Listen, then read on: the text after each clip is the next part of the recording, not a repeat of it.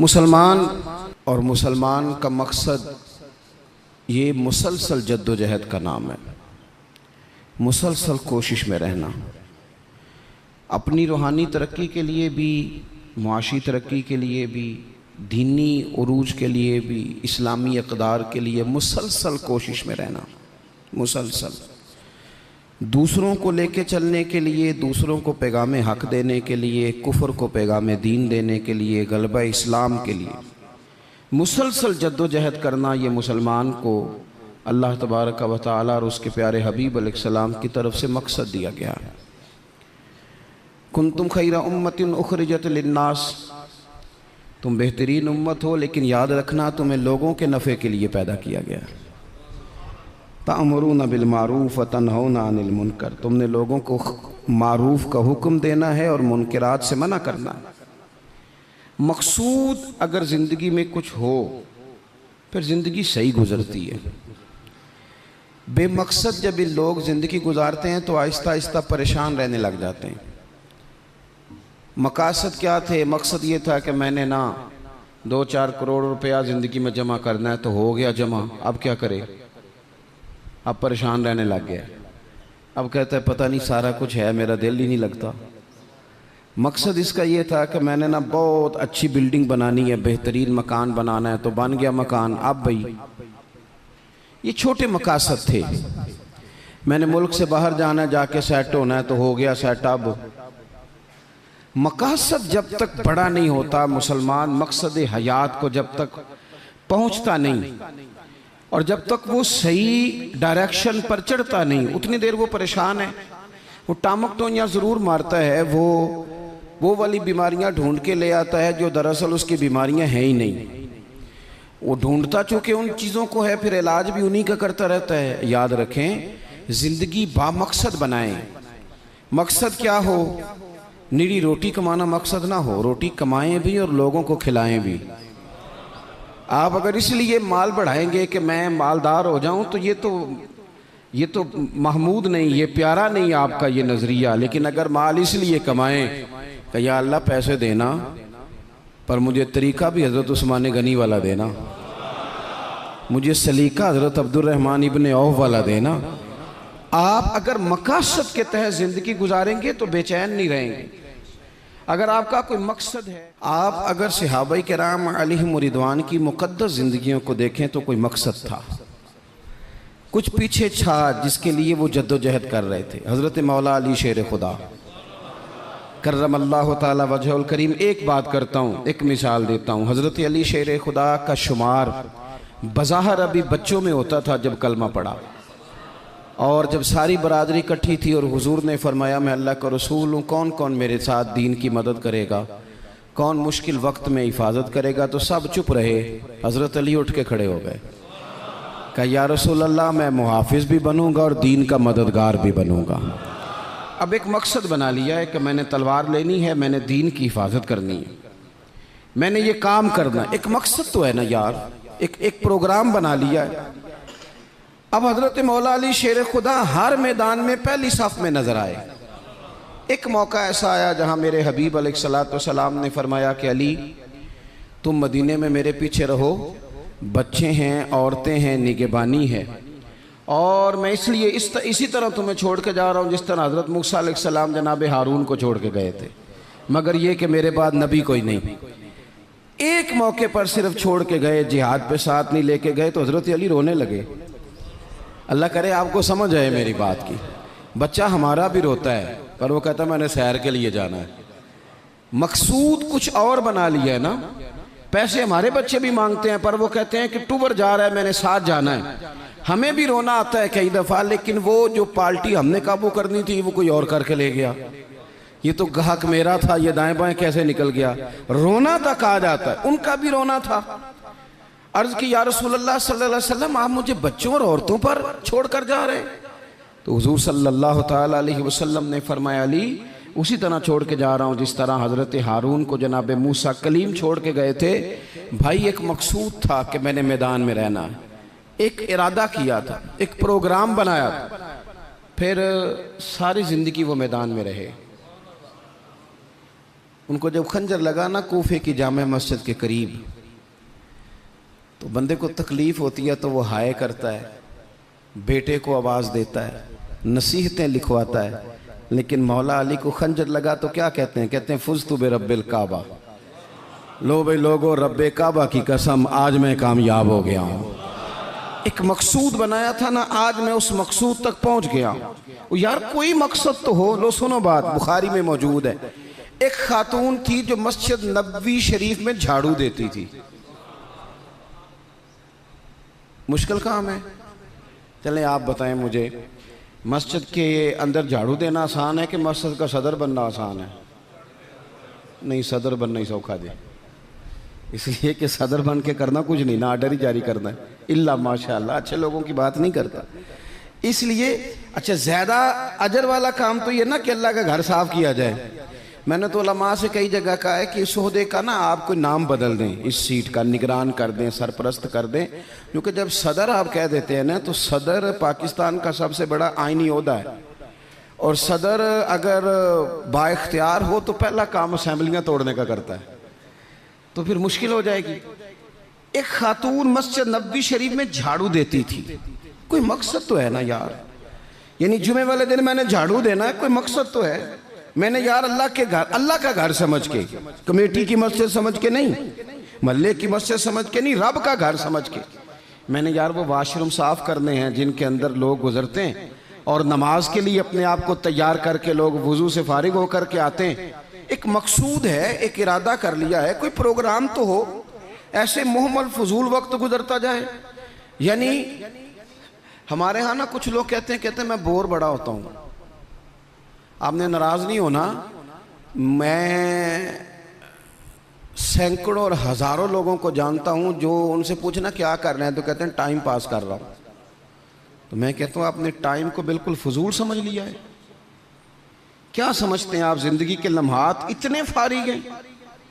और नबी पाक सल्लल्लाहु अलैहि वसल्लम ने फरमाया दो नेमतें ऐसी हैं जिनके बारे में बहुत सारे लोग धोखे में। दो नेमतें, नेमतें का हुजूर ने नेमतान, दो नेमतें ऐसी हैं जिसके बारे में लोग धोखे में पड़ गए। उन्हें समझ ही नहीं आई कि हमारे पास नेमत या रसूलल्लाह कौन सी? हुजूर ने फरमाया एक सेहत और एक फुर्सत, एक सेहत और एक फुर्सत। अल्लाह ने फारिग वक्त दिया था कि बहुत सारे कुरान पाक पढ़ सकता था, दरूद पाक पढ़ सकता था, कोई काम कर सकता था, लेकिन बस उस चौक में गुजर गया, उस गली में वक्त गुजर गया, फलाने की बातें करते वक्त गुजर गया, मेलों ठेलों में गुजर गया, शुगल मेलों में गुजर गया, कोई ठंडे इलाके की सैर में गुजर गया, जो बचा था वो मोबाइल पे गुजर गया। बीत गए औकात हमारे। कोई मकसूद है मेरे अजीज? मस्जिद में झाड़ू देती है खातून, बीमार हो गई लेकिन बामकसद जिंदगी गुजार रही थी ना। उसने किसी न किसी तरीके से अपने आप को मदीने वाले महबूब के दीन से जोड़ लिया था। झाड़ू देती थी मस्जिद में, बीमार हो गई। कुर्बान जाएं रसूल कायनात यानी अल्लाह की रहमत कामिला, हुजूर खुद चल के तीमारदारी करने तशरीफ ले गए और फरमाया अगर ये इंतकाल कर जाए तो मुझे खबर ज़रूर करना। सहाबा फरमाते हैं रात का वक्त था, ठंड का मौसम था और हुक्म भी ये था कि जब कोई इंतकाल कर जाए तो जल्दी तदफीन कर दो।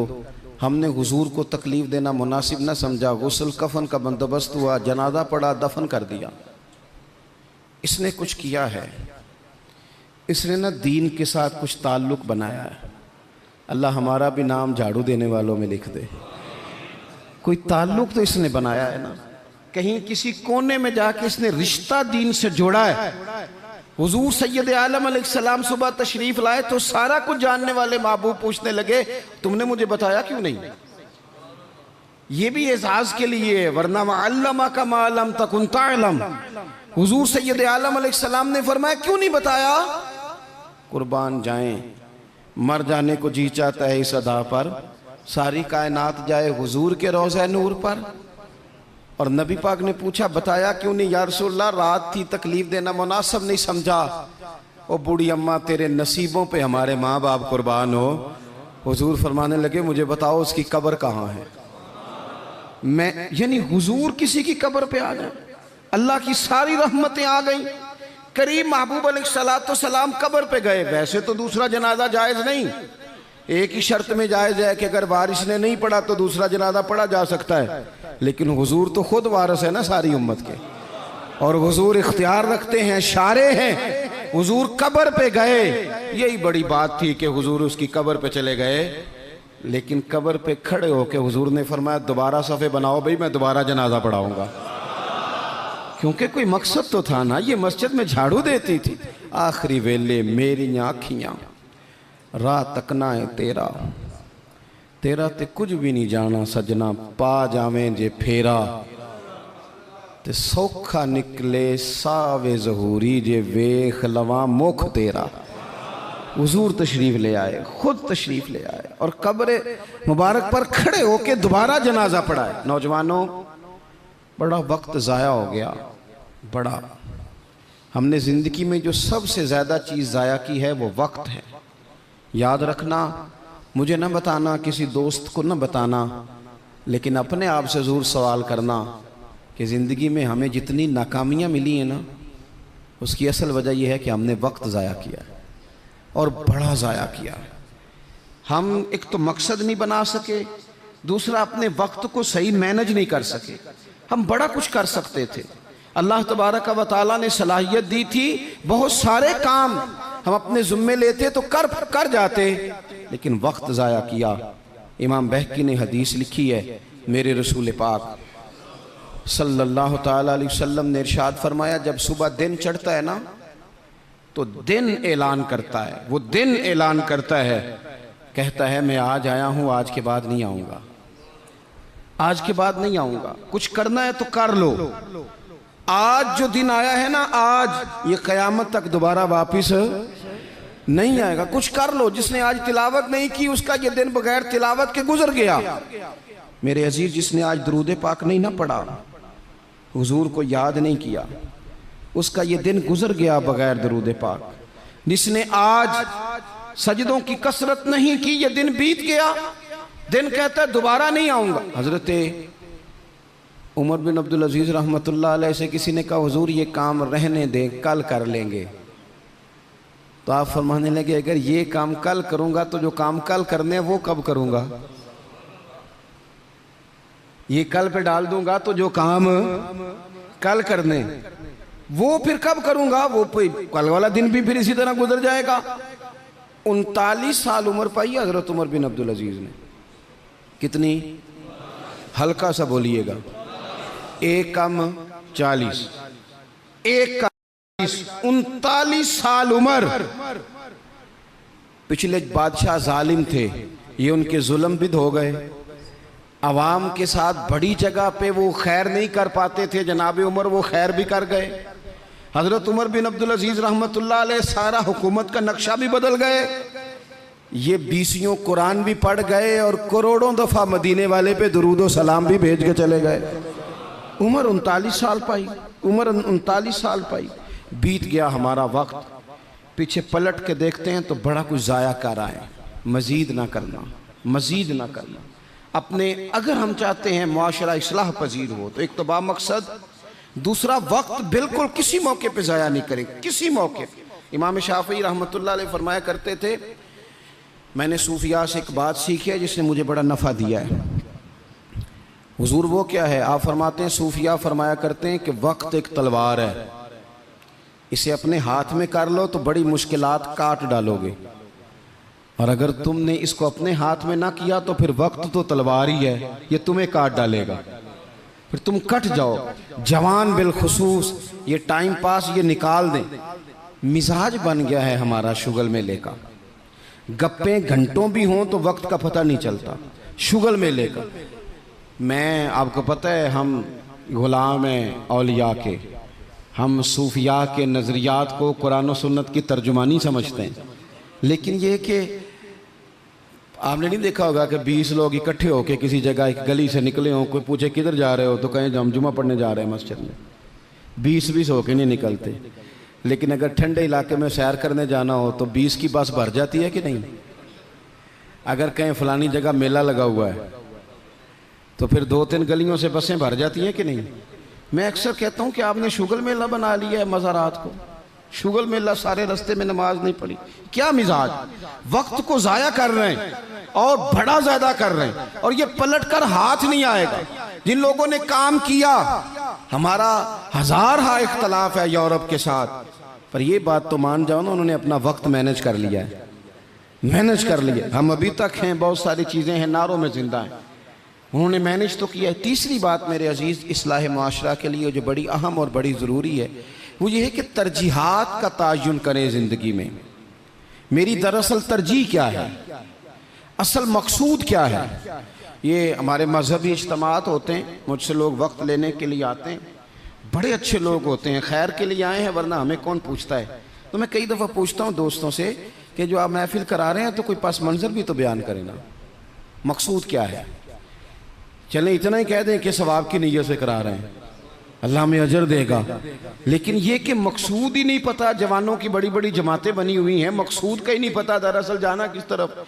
अपनी ज़िंदगी में तरजीहात, और जब तरजीहात तय करें तो ज़रूरियात को आगे रखें, फ़राइज़ को हमेशा आगे रखें। जो फ़राइज़ हैं, जो वाजिबात हैं, उनको हमेशा पहला दर्जा दें। बहरहाल महफिल कराना मुस्तहब है, और नमाज पढ़ना, आहिस्ता क्यों बोलते हैं आप, नमाज पढ़ना, ख़त्म शरीफ दिलाना बहरहाल मुस्तहब है, लेकिन सही कुरान पाक पढ़ना सीखना ज़रूरी है। जो ज़्यादा ज़रूरी है वो क्यों नहीं कर रहे। तरजीहात अगर आप ले आएंगे ना, मैं बहुत सारे लोगों को जानता हूँ तवज्जो से ख़त्म दिलाते हैं, हमें भी कहते हैं मौलाना इस दफ़ा अब्बा जी के ख़त्म पे आपकी बारी है, पिछले साल फलाने को बुलाया था, उससे पिछले साल फलाने को। भाई आप नमाज पढ़ते हैं, कहते हैं आप दुआ करें, आप दुआ करें मैं शुरू कर दूं। तो मैं कहता हूं अगर नमाज की दुआ करानी है घर बैठे बैठे मुझसे, तो ख़त्म की दुआ नहीं घर बैठे बैठे हो जाती, वो भी कर देता हूं, यहीं से अल्लाह ताला उनको उनकी मगफिरत फरमाए। तरजीहात हमेशा आपके जो ज़रूरी काम है, याद रख लें, आपके मदरसा बड़ा ही ज़रूरी है। मैं किसी की तारीफ़ बड़ा कम करता हूँ, इसलिए कि तारीफ़ खुशामद बन जाती है तो बंदा मुश्किल में आ जाता है। लेकिन अभी मैं आया हूँ ना, तो यहाँ बच्चे साथ कुरान पाक पढ़ रहे थे। मेरे आशिया ख्याल में ये बात भी आ सकती थी कि कारी साहब ने, हज़रत साहब ने छुट्टी क्यों नहीं कराई, मस्जिद में महफिल है। लेकिन आप यकीन करें कि मेरा दिल इतना ठंडा है, मैंने कहा ये बिल्कुल सही कर रहे हैं, इनको पढ़ना ही चाहिए। ये जो काम इनके लिए ज़्यादा ज़रूरी है, इनके घर वालों ने जिगर के टुकड़े दिए पढ़ाने के लिए, तो जो जिस काम के लिए भेजे हैं वो काम ज़रूरी है, वही इन्हें करना चाहिए। तरजीहात तो तय करें मेरे भाई, दरअसल तरजीह क्या है। हज़रत तलहा रज़ी अल्लाह ताला अन्हु फरमाते हैं, एक बद्दू हुजूर की बारगाह में आया, सादा बंदा, बाल बिखरे हुए, हालत बड़ी परागंदा, मिशकात में हदीस है। उसने आन करके अर्ज़ की, या रसूल अल्लाह सल्लल्लाहु ताला अलैहि वसल्लम, हुजूर मुझे बताइए इस्लाम क्या है, इस्लामी अहकामात बताएं। तो हुजूर ने कलमा शहादत के बाद फरमाया कि वक्त पर नमाज पढ़ना, दिन और रात में 5 नमाजें तेरे ऊपर ज़रूरी हैं। उसने अर्ज़ की, हुजूर कुछ नफल भी पढ़ूं? तो फरमाया अगर तो अपनी तरफ से पढ़े तो बड़ा ही अच्छा है। उसने कहा, उसके बाद फरमाया साल में 1 महीने के रोज़े रखना। अर्ज़ की, हुजूर कुछ नफली भी रखूँ? फरमाया रखे तो बड़ा बेहतर है। फिर फरमाया हज फ़र्ज़ हो जाए तो पहली फुर्सत में करना। हुजूर कुछ साथ नफली भी करूँ? फरमाया करे तो अच्छा है। फिर फरमाया ज़कात दे, ज़कात। उसने अर्ज़ की, या रसूल अल्लाह सल्लल्लाहु ताला अलैहि वसल्लम कुछ नफली सदकात भी करूं? फरमाया करे तो बड़ा अच्छा है। उसने ये बातें सुन के ना सिर्फ फ़राइज़ की तालीम दी, फ़राइज़ की। आज जो खतीब मुझे और आपको नुक्ते सुनाए, हम तवज्जो से सुनते हैं, और अगर फजर में इमाम साहब वुज़ू के मसले बताएं तो कहते हैं एडा आलम ही नहीं।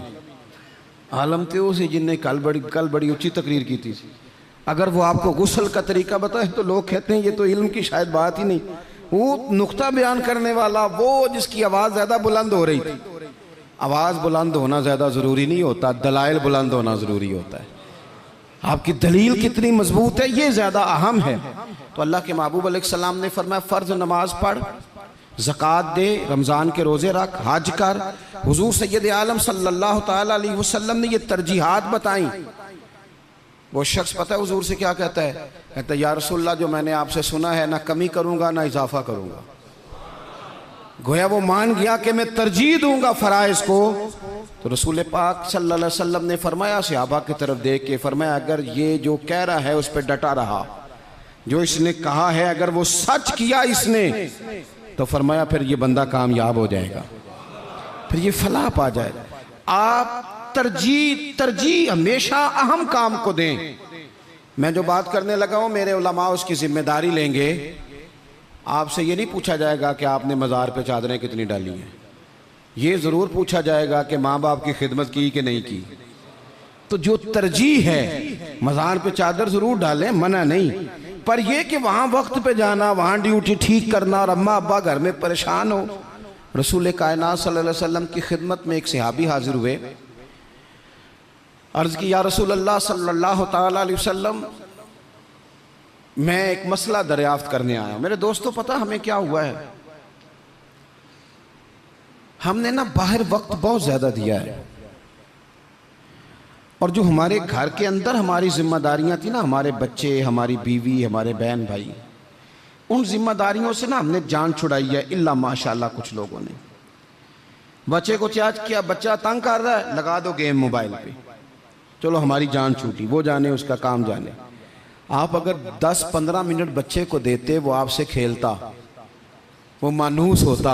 आप कहते मैं बड़ा मसरूफ़ हूँ, और भाई तो इतना मसरूफ़ तो नहीं जितने मदीने वाले महबूब मसरूफ़ हैं। लेकिन रसूल पाक के तो कंधों पे इमाम हसन चढ़ के सवारी किया करते थे, हुजूर की तो गोद में इमाम हुसैन खेला करते थे। हज़रत अबू हुरैरा कहते हैं मैंने देखा है कि हुजूर ने उनके बाजू थामे, उन्होंने पैर पहले हुजूर के मुकद्दस कदमों पे रखे, फिर उन्होंने अपने कदम मुबारक हुजूर की मुबारक पिंडलियों पे रखे, फिर टखनों पे रखे, फिर पेट पे रखे, फिर हुजूर की ज़ुबान चूसनी शुरू कर दी। तू क्यों वक्त नहीं दे रहा अपने बच्चों को? क्यों नहीं हम वक्त दे पाते अपने नवासों को, नवासियों को, पोतों और पोतियों को? वो जो हमारे लिए ज़रूरी था वो हमसे मानूस होने की बजाय किसी बदअकीदा से जाके मानूस हो जाते हैं। पता तब चलता है जब सारा अकीदा बिगड़ जाता है। अपने घर के अंदर जो जिम्मेदारियां उनको तरजीह दें। हुजूर सैयद आलम अलैहिस्सलाम ने फरमाया खैरुकुम खैरुकुम लिअहलिही व अना खैरुकुम लिअहली, फरमाया तुम में बेहतर वो है जो अपने घर वालों के लिए बेहतर है। व अना खैरुकुम लिअहलिही, और जाके पूछ लो मैं तुम सबसे बढ़ के अपने घर वालों के साथ खैर करने वाला। तरजीह दें। एक सहाबी आए, अर्ज़ करते हैं या रसूल अल्लाह सल्लल्लाहु अलैहि वसल्लम, मेरी बीवी पे हज फ़र्ज़ है, वो हज करने जा रही है, ये सियासता में हदीस मौजूद है, और मेरा नाम एक गज़वे में लिख दिया गया है, मैं जिहाद के लिए जा रहा हूँ, नाम मैंने लिखवा लिया है, हुक्म मेरे लिए क्या है? मेरी बातों की समझ आ रही है आप हजरात को?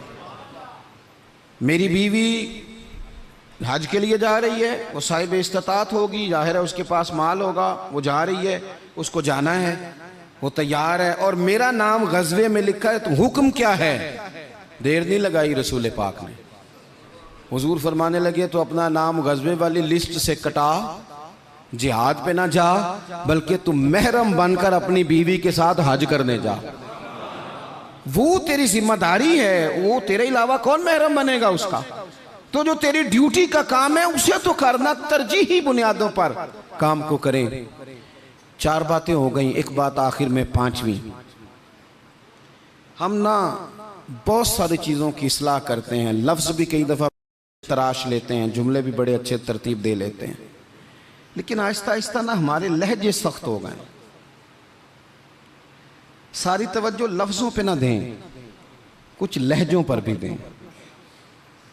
लहजा जो होता है ना इंसान का, लहजा, यानी बेटे को आवाज़ दी, अब्बा जी ने कहा बेटा, उसने कहा जी अब्बा जी क्या मसला, हुक्म करें, अभी तो मैं गया था। इसमें जुमला गुस्ताखी वाला कोई भी नहीं, पर लहजा गुस्ताखी वाला है। अब्बा जी क्या हुक्म है? कोई गुस्ताखी है इस लफ्ज़ में? अभी तो मैं यहाँ से गया हूँ, कोई गुस्ताखी है? लेकिन उसका जो लहजा है ना, चले मैं आसान करता हूँ, आपकी समझ में बात आएगी। कुरान पाक में हज़रत लुकमान अपने साहिबजादे से बातें करते हैं, और वो सूरह लुकमान की बिल्कुल इब्तदा में वो आयात मौजूद हैं। तो हज़रत लुकमान ने ना अपने बेटे को जो नसीहतें की, एक नसीहत ये भी की थी, कहा वला तुसग़िर खद्दक लिन्नास, बेटा लोगों से रुखसार टेढ़ा करके बात ना करना, मुंह टेढ़ा करके तुरशरुई के साथ बात ना करना। तुरशरुई, वो बूढ़ा ससुर, बूढ़ी सास बहू से कहती है पुत्र रोटी लाना, तो रोटी लाई है तो उसने जोर से बर्तन पटका है ज़मीन पे, पानी डाला है तो जोर से रखा है, दरवाज़ा तलखी से बंद किया। बूढ़े थे बेचारे, बीमार थे, परेशान हो गए। शाम को बेटा आया तो रो पड़े। कहा पुत्र तेरी बीवी बड़ा परेशान करती है। तो उसने कहा अपनी बीवी से इधर आना। तो बीवी जवाब में पता क्या कहती है, तवज्जो है मेरी बात पर? वो कहती है अब्बा जी ने पूछो मैं आख्या की है। आख्या वाकई कुछ नहीं सुन। अगर वो लफ्ज बताना चाहे तो लफ्ज वाकई कोई उसने कहा ही नहीं, तो बताए कहां से? उसने वाकई कुछ नहीं कहा। अब्बा जी से पूछे मैंने, कहा क्या? अम्मा जी से पूछे मैंने, तो क्या बताए अब्बा जी? गिलास बोलेगा कि इसने तलखी से मुझे फेंका था, कि दरवाजा बोलेगा? अब वो जो तलखी है ना, वो रवैये की है। हमारा ना सिर्फ मसला, मैंने कुरान मजीद पढ़ा है कि जनाब लुकमान ने अपने बेटे से कहा पुत्र रुखसार टेढ़ा करके लोगों से बात, थोड़ा सा रवैया तो ठीक हो ना। हमारे रवैये ना, किसी जगह थोड़ी देर के लिए ट्रैफिक बंद हो तो लोगों का रवैया देखना, थोड़ी देर के लिए किसी जगह अगर ठहरना पड़ जाए तो मिजाज देखें लोगों का। हमारा आप किसी से ना किसी के बारे में सवाल करें, पूछें सियासतदान कैसे होते हैं, फिर हमारा रवैया देखें। आप पूछें पुलिस वाले किस तरह के होते हैं, फिर देखें रवैया। आप पूछें तेरा क्या ख्याल है अपने ससुराल वालों के बारे में, फिर रवैया देखें। चलें आप अच्छे लोग हैं और मस्जिद में भी बैठे हैं और बावजू भी हैं, गलत बात तो करनी नहीं। अगर पूछा जाए कि मौलवियों के बारे में क्या ख्याल है, अगरचे सुनने भी आए हैं, अगरचे ये कि उनके पीछे नमाज भी पढ़ते हैं, लेकिन रवैयों में वो रंग नहीं है। आवाज़ देते हैं तो इस अंदाज में बाज़ लोग अपने डेरों पर बैठ के चौधरी तबसरा करते हैं, तो वो तबसरे का लहजा ठीक, मेरे लहजे में गुरूर आया था, तेरा हक था तू शिकायत करता।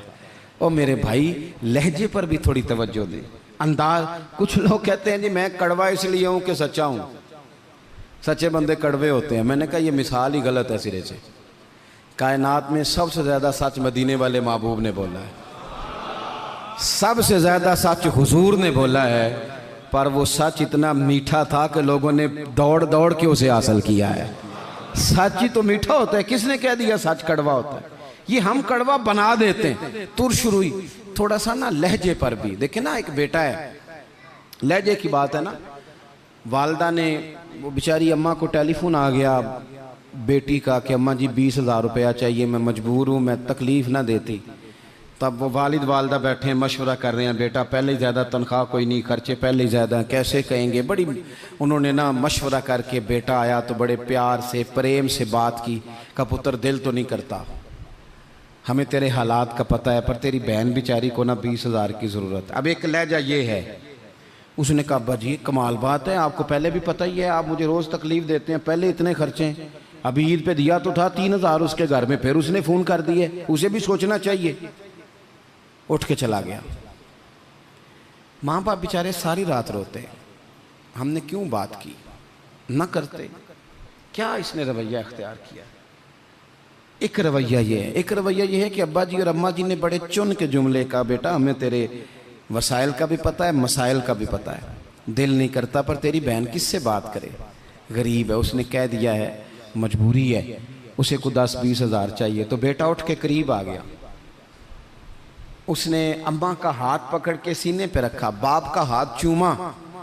उसने कहा अब्बा जी आप झिझक झिझक के बात क्यों करते हैं, 20,000 की क्या बात हुई, मेरी जान भी हाज़िर है। गरीबी और बात है, मजबूरी और बात है, पर आप हुक्म किया करें, मैं गुलाम हूँ आपका, आप झिझक के मेरे साथ भी झिझकेंगे, आप खुल के बात करें, आपको फ़ोन कर देना चाहिए, मैं उधार पकड़ूँ कुछ करूँ, आप जो करेंगे।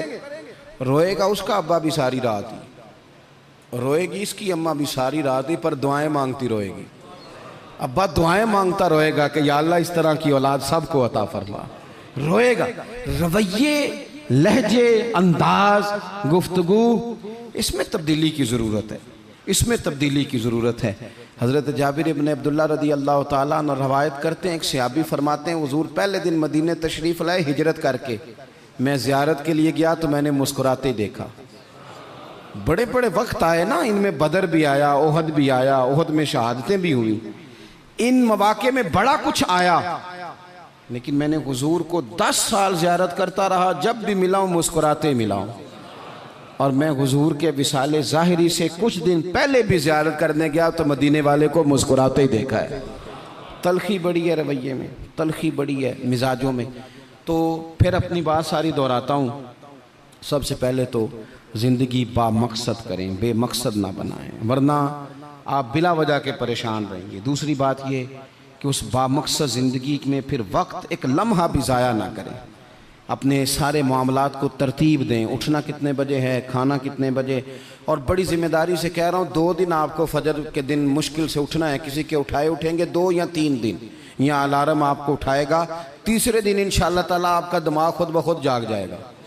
अल्लाह ने मिजाज इस तरह का बनाया है इंसान का, तो वक्त नहीं ज़ाया करना। तीसरी बात यह कि तरजीहात का तयन करना है। तरजीहात का, जो फ़राइज़ हैं वो बहरहाल पहले हैं, जो वाजिबात हैं वो बहरहाल पहले हैं, जो हुकूकुल इबाद हैं वो बहरहाल। हज़रत अब्दुल्लाह इब्न अब्बास रज़ी अल्लाह तआला अन्हु मस्जिद में इतिकाफ़ बैठे हुए थे। तो एक बंदा आके मस्जिद में बड़ा परेशान होकर बैठ गया। तो फरमाया, ओ भाई क्या हुआ? कहने लगा, हुज़ूर बड़ा परेशान हूँ, एक बंदे का कर्ज़ देना है और मजबूर हूँ, दे नहीं पा रहा। आप फरमाने लगे, मैं तेरे लिए एक बात करूँ तो तेरा काम बनता है? उसने कहा, हुज़ूर अगर कर दें तो बड़ी बात है। इतिकाफ़ बैठे थे, जूते पहने मस्जिद से बाहर निकल आए। वो बंदा कहने लगा, हुज़ूर रुके रुके, शायद आपको याद नहीं रहा, आप इतिकाफ़ में हैं। तो हज़रत अब्दुल्लाह इब्न अब्बास रो पड़े और हुज़ूर की कब्र नूर की जानिब इशारा करके कहने लगे, ज़्यादा अरसा नहीं गुजरा, मैंने मदीने वाले हबीब से सुना है कि जो किसी भाई की एक मुश्किल हल कर दे, अल्लाह 10 एतिकाफ से ज़्यादा सवाब अता फरमाएगा। तो जो वक्त तरजीह तय करने का था मैंने तय कर लिया। इस वक्त तरजीह तुझे मुश्किल से निकालना। हुकूकुल इबाद अगर तरजीह है तो उसे तय करें, फ़राइज़ तरजीह है तो उसे तय करें, और अपने रवैयों को अच्छा रखें। सब्र बड़ा हुसन है, सब्र में बड़ा कुछ पिन्हा हो जाएगा। बेसब्र आदमी चंद कदम भी नहीं चल सकेगा, थक जाएगा। ये चीज़ें ज़िंदगी में पैदा करें। उम्मीद है हमारी इस्लाह बड़ी करीब आ जाएगी। उम्मीद है कि बड़ी जल्दी हम उस रास्ते चले जाएंगे जो अल्लाह रसूल के कुर्ब की जानिब बढ़ता है। अल्लाह तबारक व तआला समझने की, अमल करने की, दीन की तरफ लौट आने की तौफीक अता फरमाए। आखिर दावा यानी अल्हम्दुलिल्लाह रब्बिल आलमीन। दुआ कर दें। अल्लाहुम्मा सल्लि अला सय्यदिना व मौलाना मुहम्मदिन मअदनिल जूद वल करम व आलिहि व बारिक व सल्लिम। अल्लाह हमारी हाज़री को कबूलियत का शर्फ अता फरमा। जिन दोस्तों ने एहतमाम किया है उनकी कोशिश को, काविश को कबूल फरमा। ऐ कायनात के मालिक, हमारे गुनाह माफ़ फरमा, हमारी गलतियों से दरगुज़र फरमा, हमें नफ़े वाला इल्म अता फरमा, इखलास वाला अमल नसीब फरमा। ऐ अल्लाह, नेकी के रास्ते पे चलना हमारे लिए आसान बना दे। गुनाह और बदी से कल्बी नफ़रत अता फरमा दे। बीमारों को शिफा दे दे, मकरूज़ों को कर्ज़ों से रिहा कर दे, तंगदस्तों को वुस्सत रिज़्क़ दे दे। जो बेघर हैं उन्हें अपनी छत दे दे, जो बे औलाद हैं उन्हें साहिब औलाद कर दे। औलाद वालों की औलाद को फरमा बरदार बना दे। हमारा ख़ात्मा बिल खैर फरमा, हमारा ख़ात्मा बिल ईमान फरमा। पर्दा पोशी नसीब फरमा, पर्दा पोशी नसीब फरमा। रब्बिग़फिर वरहम व अन्त खैरुर राहिमीन। व सल्लल्लाहु तआला अला हबीबिही सय्यिदिना व मौलाना मुहम्मदिन। अस्सलाम।